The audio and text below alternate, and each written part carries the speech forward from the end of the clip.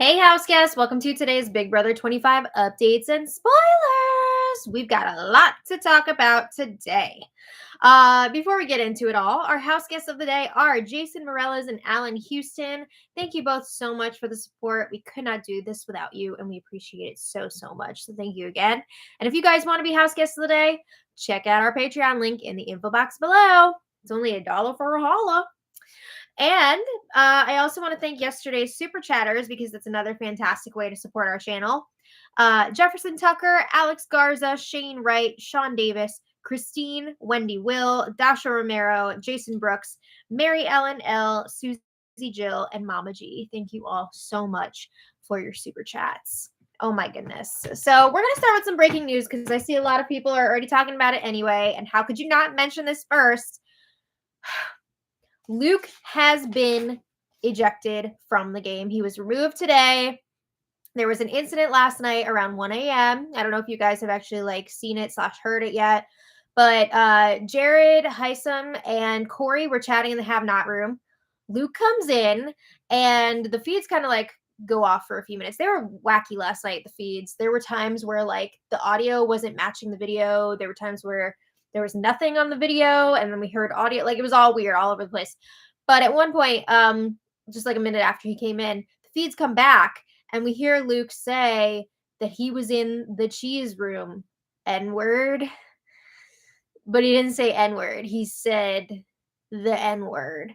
Yeah, so he kind of laughs to himself, realizing what he just said, and says the phrase again, but with dude instead of the word. And then he's making a joke of it, saying, "Oh, I was gonna say narwhal. I was gonna say narwhal." No, we know what you said because you said it. But you could tell in that moment, Heisem, Corey, and Jared are all very uncomfortable. Corey and Heisem are looking at each other Jared kind of just brushes it off. I mean, you can't really put it on these other three house guests to police Luke on that. That's not their job. I mean, they're in a game. It's very uncomfortable. So last night, I mean, I was asleep when this all happened because I'm on the East Coast. But last night, there was a lot of outrage about this. Is Big Brother going to take action? What's going to happen? If you're looking for the timestamp, it happened just after 1 a.m. Big Brother time last night. So if you're on the East Coast like me, it was 4 a.m. But this morning, the feeds have been down for much of the day, and we find out that Luke was removed from the game. BB is not messing around, nor should they. This word seemed to come out of Luke so casually. He seemed way too comfortable saying that as if it's part of his vocabulary. So I'm very glad that Big Brother took swift action because it's not acceptable. Hate speech is unacceptable. So I think they definitely made the right call, and I think it's good. It's setting a great precedent moving forward. You can't do that. You can't do that. So yeah, let's take it back. Take it back now, y'all. Luke is gone. But anyway, let's go back to where we were. When we left off yesterday, Kristen and Felicia are up on the block. And I wrote down, as of now, Kirsten is going. Nothing has really changed there. Something may have changed there. I mean, we don't know what's going to happen with tomorrow's eviction, if they're going to follow through with it or not. I believe last season when Paloma left, they canceled the eviction, right? Didn't they? But I know in previous seasons when they've had incidents of people being removed or leaving, they've gone through with the eviction. So it's tough to say what exactly they're going to do. I think a lot of it depends on what they have planned twist wise and how many people they need. So it'll be interesting to see what they decide to do with this week's eviction. But if it does go ahead, at this point, Kirsten is going. Okay. So we also saw that Cameron, who spent all week up Riley's ass being all pro the Handful Alliance, pro Family Style Alliance, is now trying to jump ship and join the other side of the house. So we saw him trying to schmooze with Izzy, Sari, Felicia, and Heisem. He was proposing a 10-person alliance. Yes, you heard that right. 10-person alliance with himself, Red, Izzy, Sari, Felicia, Heisem, Nicole, Buddy, Jared, and Corey. So basically, it's the Professor's alliance, Professor's side of the house, plus Cameron and Corey. So the professors were like hearing Cameron out during all of this, but they are very wary of him. He's being a freaking weirdo. Straight up. Like he is being very weird and making a lot of people uncomfortable. He keeps holding people hostage with these like long ass conversations and going on and on about how Riley reminds him of his daughter. And it's just like creepy, weird vibes. They don't see how he can ever really be on their side when he's so obsessed with Riley and co. It seems like he's also trying to pull Riley and Matt into the mix potentially. So basically, he's trying to take like half of their alliance and bring it over to the other side. What? That's not how this works. But anyway, yeah, the professors do not trust Cameron. They're basically considering him like Red's plus one. And even Red is being brought into question here because he's been vouching for Cameron and everybody's nervous. Like, has Red been spilling information to Cameron and the other side? Like, what's going on here? So yeah, that's that. All right. So then I mentioned yesterday that Kirsten was having a chat with Sari and Izzy. That is where we're picking up. So they were talking on the Sky Bridge, and Sari was complimenting Kirsten on her POV speech. Hopefully we're going to see that tonight because I feel like in the last few seasons they don't really show the speeches as much anymore for POV.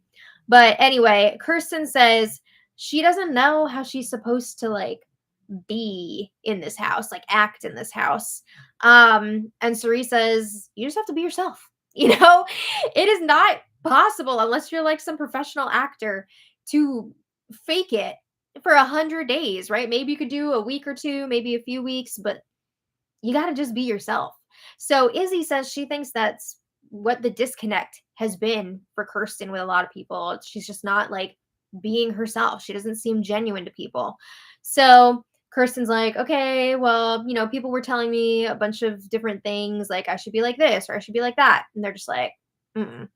So then Kirsten's asking, like, do I need to apologize to you guys for anything? And they're like, no, we don't know what you're talking about. Like, who is telling you to do all these things? Because they don't know what they're saying. So Kirsten brings up like some incident from days ago, which really feels like years ago. I still can't believe this is week one because it's been an insane week. But yeah, I honestly don't even know what situation exactly she was referring to. It seemed very trivial. But Sari was like, who even told you that I was upset or offended by that situation? Because I didn't really tell anybody that I was. I was not offended. So she says, whoever is telling you your information is not reliable.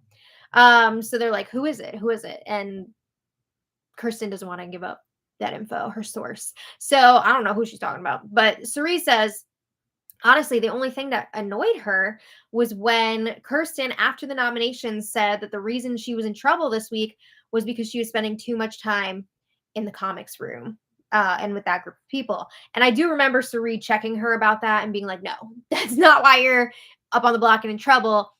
You're in trouble here because you've been like spewing out every single bit of information that you get. Like you need to keep some of that for you. But yeah, I do remember that incident, but I mean, they've moved on from that, right?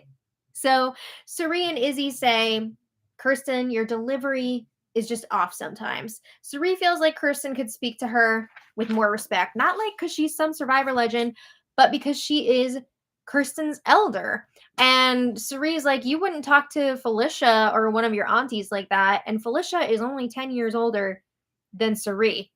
So Kirsten's like, no, you're right. She apologizes, but they keep talking about it. And this conversation goes on for a while. It gets a bit tedious and a little bit heated at times.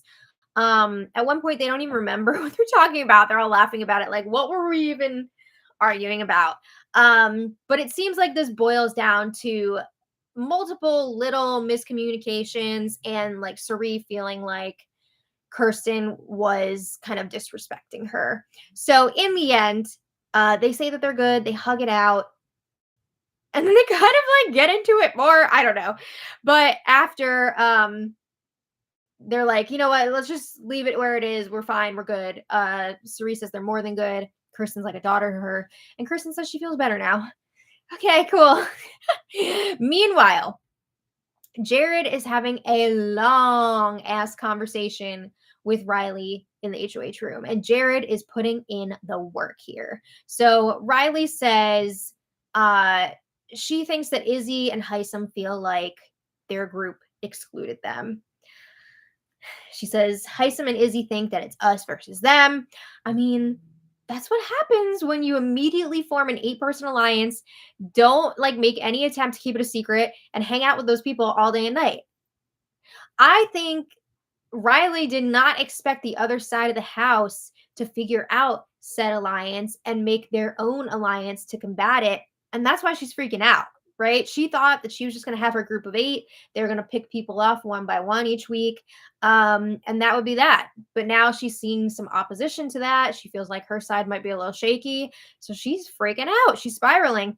So Riley is telling Jared about her conversation with Izzy. It was the one where Izzy was all like, let's cut the bullshit. Like, we know what's going on here. There's different sides in the house. Like, not everyone's going to be wearing the same jersey at a sporting event. That conversation. And Riley asks Jared, do you talk to Izzy at all? Oh my God. Girl, if you are asking this question right now, you need to vacate the HOH room immediately and open your eyes. You don't see Jared and Izzy talking? What?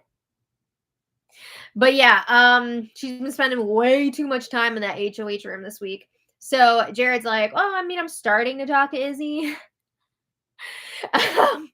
He says that Izzy's a good girl, but she works herself up too much. And for that reason, I'm not worried about her. You know, she's all over the place emotionally. So Jared says, we need to trust the 8, meaning the family style alliance. Jared. He's really playing it up. Like, there's nothing wrong with that family style alliance. And Riley's like, yeah, the 8 all need to get in a room together to talk. She seems to have no idea that family style is toast. All right, some other highlights from this conversation, because seriously, it was like 2 hours long.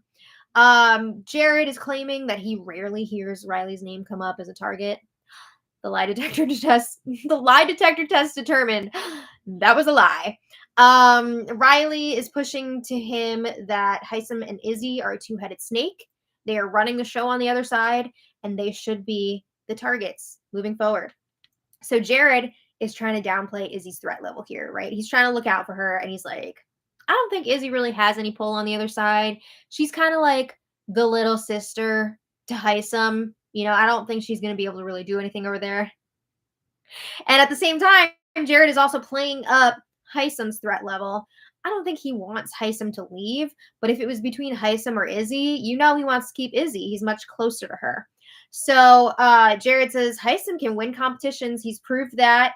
And I think he would have a ton of influence on the other side. So by the end of this conversation, it seems like Riley is seeing Heisem as more, you know, as a bigger target than Izzy. But you know that Izzy is still on her radar. But yeah, Jared put in a lot of work there.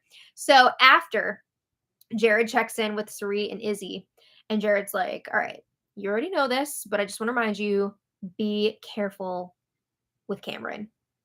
He's a mess. Jared says, I just had a really long conversation with Riley. I am trying to get as much information as I can out of her. And he lets Izzy know, I put in work for you. I got her gaze off of you, right? She's not looking at you as much anymore, but she is really looking at Heisem as a target. So Jared shares a little tidbit here. Riley said that Blue is kind of wanting to throw this next HOH because Blue knows that Riley wants to target Izzy and Heisem, but she doesn't want to be the one to put them up on the block. Remember, because Blue is trying to work this side alliance with Izzy and Heisem, which they know is BS. Basically a queer alliance. And she wants to keep them around. She doesn't want to be the one to take them out. So Izzy is pretty happy to hear this, that not only does Blue not want to take them out, but she's like willing to throw the HOH to avoid doing it. But Jared says that other side is breaking down. So Sari points out, we can't let the other side take out Hisam. We need him. He's going to be really strong for us. We got to protect him. So Jared's like, okay, cool. Yeah. But also, Hisam has to do himself some favors here. He needs to stop coming at Corey so hard. People are noticing and they're kind of weirded out by it. It's very one-sided.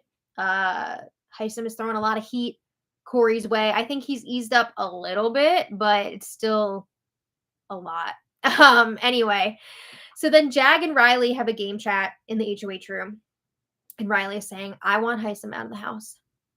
And Jag's like, okay, but who have you told that you want Izzy or Hisam out? Because guess what? It's gotten back to Hisam. So Riley's pretty shocked to hear this. Jag is like, I thought our squad of 8 was good. Did you tell anyone outside of the 8 that that was your plan? And Riley's like, no, only the 8. The people in this alliance tell everyone everything. And then they just seem to forget that they spilled, especially Riley. I feel like Riley all week has been telling everyone exactly who she's working with, exactly who she's close with, and exactly what her plans are moving forward. But she seems to forget that. Also, of course, they have Jared in their 8. Jared is spilling everything to his mom and his mom's side of the alliance. Also, they've got Cameron and Corey defecting. They don't realize that yet, but like, there's a lot of holes in this operation. There's a lot of leaks here. So anyway, Jag tells Riley he's over the whole divide thing in this house. He says, we're adults. It's so cliquey. And Riley agrees. She hates it. She's done with it. Again, they were cool with the divide when they thought they were the only 8-person alliance and they had all this power, right? They were fine with that. But now that the other side has grouped up, can't have it. So Jag says, I want to be inclusive and welcoming, and I'll talk to whoever about game or real life. So then they talk about how they feel like their alliance is still solid. How? What?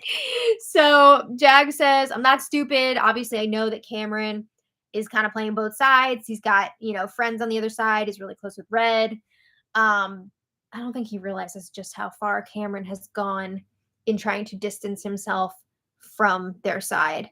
But he thinks that Cameron is still solid with their side, even with that other crap going on with like Red and stuff. Okay, so they're also convinced that Jared is solid. Jared's doing a really good job so far.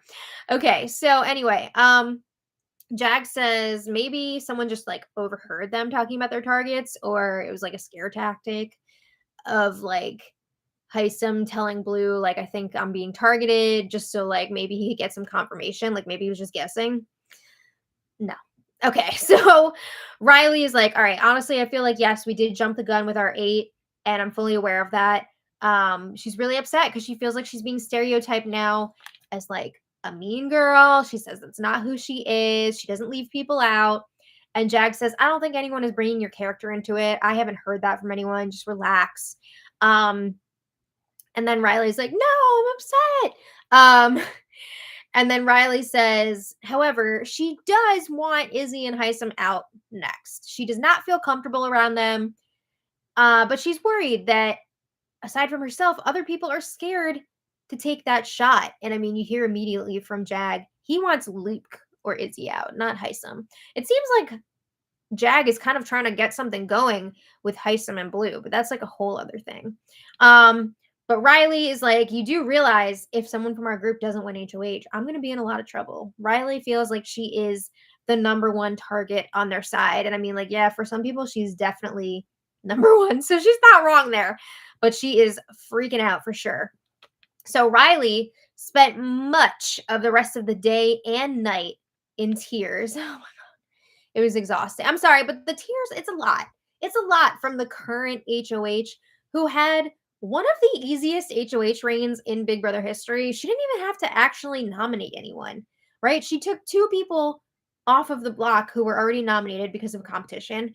And then, like, she didn't have to make any replacement nominee or anything like that. I mean, if you think about previous first HOHs, Like, what was it? Season 19 with Cody when he had to put 5 different people up on the block? Yeah, I'd be crying about that. But this, come on. So, yeah, she's crying a lot. A lot of it, again, she created herself. Like, Suri was in the HOH room with her, comforting her, and Suri was doing a great job. But Riley's like, I don't want anyone to think that I was a ringleader or leaving anyone out. Again, she was perfectly fine with this when she was creating her 8-person alliance. She only got upset when she realized that the other side was grouping up to go up against that. And of course, she wasn't upset when she had power. But then once her HOH power was done, now she's all, I feel like an outsider. She's constantly with people. What? She just had a 2-hour conversation with Jared. It's too much. She's saying she's trapped up in the HOH room. You can leave. You don't have to be up there. So it's a lot. Of course, I don't want to see anybody upset or hurting, but like let's look at what's going on here. So Cerise says she doesn't want anyone to feel that way. She reminds Riley, you have me, you have Felicia. No one is trying to get you out. This is a bit of a stretch on Cerise's part. But Cerise is explaining it did seem like Riley had something going on alliance wise. People noticed that. They made their own thing, so the two sides kind of just like formed. It wasn't like Riley was like, this is what we're doing. We're creating a divide here. These people are being left out. So Cerise says, no one is saying that you are specifically responsible for this. And again, you have people looking out for you, even on the other side. And Riley's like, but I don't want this to be like a side thing. She says she's taking all the heat. It's all falling on her. So Cerise is doing a very good job of comforting her. And I have to say, this is Cerise's superpower, right? Being empathetic, caring for people. She's being real. And that really goes a long way with people in a game like this. So Cerise says, I told you, Felicia and I would look out for you. And she keeps saying, like, you're not the priority for people target-wise. Yeah, she kind of is for a lot of people. But she says they're not coming for you, right? You're being paranoid. So Cerise is advising Riley, take some time for yourself to relax because you need it. And then talk to Felicia later. She's on your side. And then talk to Izzy and Heisem at some point, clear the air. All right. Whew. So after, Cerise and Jared touch base on the Sky Bridge, and Jared says, yeah, I feel bad for Riley too, but like, this is a product of what she did. And she didn't have to stay in a room all week. Where was this energy a few days ago when her life wasn't on the line? Jared's right, though. Jared is right. So hearing this, Cerise is like, who are you? I mean, he's calling it like he sees it, right? So Jared says, Riley is going to have to go, like, immediately, because Jag and Matt are following her around like little puppy dogs. They will do whatever she wants. So Cerise says, if that is the case, it's going to have to be a backdoor. We can't risk her winning the power veto and pulling herself down, for sure. So Jared says, if Riley were to win HOH again, she's going to just start acting the same way that she was before. I have to agree with that. Okay, so anyway, they talk about Cameron. They can't stand him. These professors are not having it with Cameron. His ego is out of control. He's like being creepy. And Jared says Cameron like is acting like he's the coach of Big Brother. I would have to agree. So Cerise says, moving forward, Heisem is saying his plan, if he wins HOH, would be to put up Jag and Blue. And there's a good chance that one of them would win the power veto, take themselves down. And then you could put up Riley as a replacement nominee and get her out of here, right? And that'll really weaken that group if Riley goes. So changing it up a little bit, Jared is saying he really hopes that Cerise is not going to be on Slop next week. He is struggling. He says, you don't want to do this. So Cerise is like, I can do it. I like oatmeal. And remember, she did not eat anything on Survivor. She said for like 15 days. For real. Like, this is easy in comparison to what she's done on Survivor. So Cerise tells Jared, stop sleeping on me. Why are you acting like I'm not who I am? Woo! She says, I got this. Yeah, I mean, she's been through some shit on Survivor, right? I think this is This is a whole other thing. So Cerie says, being on slop is the least of my worries. You don't have to worry about that with me. All right. So, then they talk about Blue. They really don't trust her. She's gaming, they can tell. And Cerie says, I want nothing to do with her game wise. Jared agrees.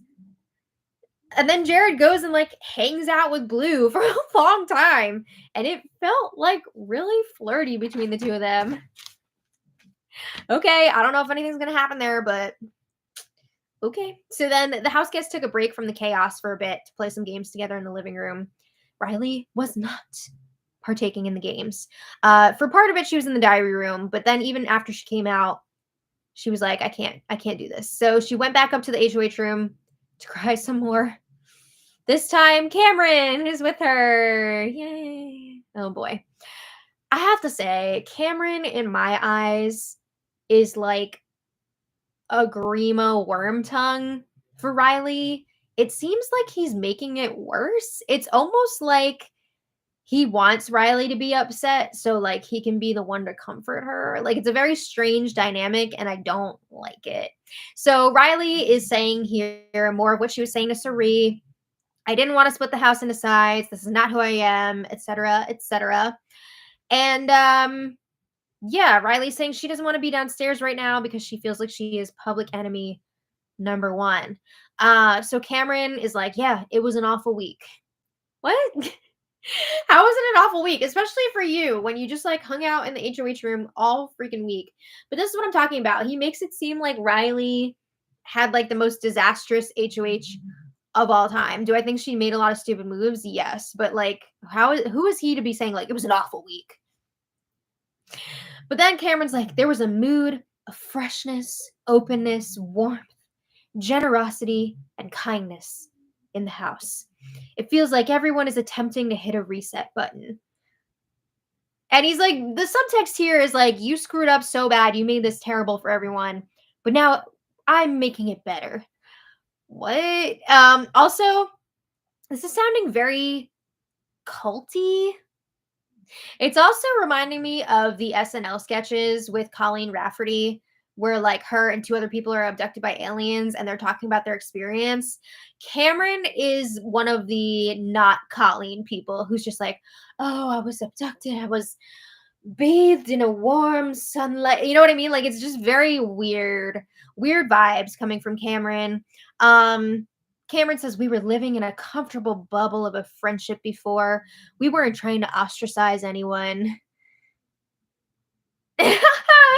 So Cameron's also saying the saving grace is you can't be HOH next week. Okay, cool. So Cameron is encouraging Riley to talk to the other side. He says he knew that their group was in hot water. He could feel it. So for the last 2 days, he's been putting in work. He put his heart out to people. He was honest. He asked for help. And the other side gladly accepted him. Not just like as a game player, whatever, but as a person. That's what you think. They have not accepted you. They are not bringing you into their alliance or their game. Nah. Don't get it twisted. But Cameron seems to think that he's some like big brother savior now. So Riley is telling Cameron, like, I'm so grateful for you. She's talking about how she lost her dad at such a young age. This is really sad. But she says it means a lot that you care so much for me. No, Riley, Cameron is toxic. It's hard to watch these two. It's just, it feels so icky. But anyway, Cerie and Heisem are chatting on the hammock later. They're talking about Riley's emotional state, and they agree. She got caught up in things this first week. She made some really stupid decisions. But let's also keep in mind those decisions were supported by the people around her, including Cameron, who is now trying to ditch and jump to the other side. So yeah, they're not feeling Cameron again. But anyway, they don't want to see Riley hurting. They want to make sure that she's okay on a human level. They don't want to see anybody feeling this way in this house. This is a game, right? You don't want people being destroyed emotionally. So Heisem is promising he will talk to Riley after she's had some time to chill on her own and relax. And he needs some food in him, right? Because he's been a have-not this week. He's going to be eating at midnight. So he's like, tomorrow or whatever, we'll talk. Okay. So then, that being said, Heisem says, I still think we should target Riley next. And then Cameron. And I mean, I think that's fair. You can look out for Riley and make sure she's okay on a personal level while still targeting her on a game level. In other news, at midnight, the have-nots got to eat real food again. Woo! Everyone was celebrating, good times. And then, that incident happened at 1 a.m. that I talked about at the beginning with Luke. If you came in late, Luke said the N-word last night, came out way too casually. He seemed really comfortable about it. And then this morning, he was removed from the game because Big Brother is not messing around, nor should they. The hate speech, not tolerated. So the feeds have been down for most of today due to Luke's removal. I did see there was one conversation this morning that I wanted to bring up. Jared was talking about how Scam Likely's calling. Jared was talking about how Riley is getting all of this sympathy. Everybody's upset that she's upset. Everybody is kind of walking around on eggshells around her. But Kirsten has been crying this week, and she's actually on the block and in danger of going home. She's not getting that same consideration from people. So that sucks. And I have to agree. There's way more sympathy for Riley in this house than there is for Kirsten. And I think that's really messed up. But anyway, yeah. So I'm not sure how Luke's removal is going to affect tomorrow's eviction. We'll see what happens. Maybe Felicia and Kirsten will both get to stay. That'd be sick. If the eviction does happen, it's going to be Kirsten going. But yeah, so that's where we're at. So thank you all so much for being here. It's been a crazy day. No, I didn't take a nap today, unfortunately, but it is what it is. My nap time is over I don't get to nap during Big Brother season. Oh, hi. Hello. Okay. So, yes, Laura, I think they probably are offering counseling over the situation while the feeds are down. I'm sure they're also doing sensitivity training and things like that. Why didn't they do that before? I'm sure they did, but if there's an actual incident, they have to do more. Summer school. Yeah. They need a little extra. But anyway, I want to thank all of our super chatters. Yay! So, Christine, thank you so much for the super chat. And Christine says, what do you think about the rumor that Derek X is coming in? I did see that rumor online. I will say, Spoiler Girl is not the most reliable. She does get it right sometimes, for sure. But there have also been a lot of wrong ones. So, personally, I don't think that Derek X is coming in. You never know. It could be true. Who knows? Maybe he's hosting a comp. He could be hosting a comp. I don't know. But I don't think he's going to be entering the game. We'll see what happens. K-Diggs too, thank you so much for the super chat. K-Diggs says, TMZ posted a flashback of BB20 Caitlin Herman using the same word while in the house. Yeah, I remember that. Yikes. Good job of finally taking action, CBS. Yes, I think they have come a long way in their response to things like this. So I'm glad that they took a strong stance this season and they are having a zero tolerance policy. I think that's definitely the right move and it sends a good message. So nice. All right. Rob Madden, thank you so much. Rob says, love all your updates and spoilers. Thanks so much for watching and for the support. Jack D65, thank you so much for the super chat. Thank you. Thank you for watching.